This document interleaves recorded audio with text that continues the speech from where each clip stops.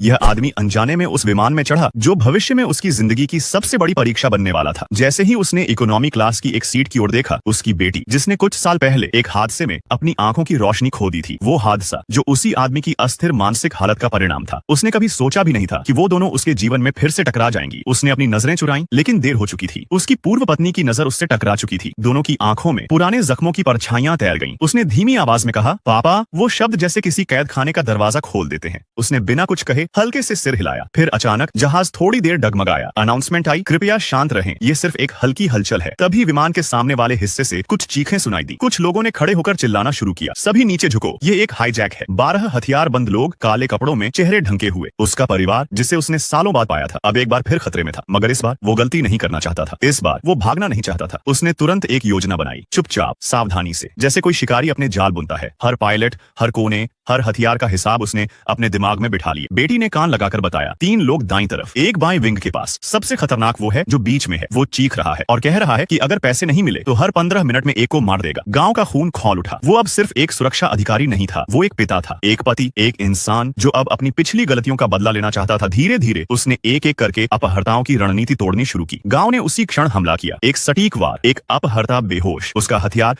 अब उसके पास था। धीरे धीरे एक एक करके उसने 4 लोगों को नीचे गिरा दिया। मगर तभी मुख्य अपहर्ता माइक को पता चल गया। वो अब पूरी तरह उग्र हो चुका था। उसने एक महिला यात्री को पकड़ लिया और बंदूक उसके सिर पर रख दी। अगर किसी ने हरकत की तो इसे उड़ा दूंगा। आगे क्या होगा जानने के लिए चैनल को सब्सक्राइब करें और अपने पापा से प्यार करते हो तो कमेंट में पापा जरूर लिखे।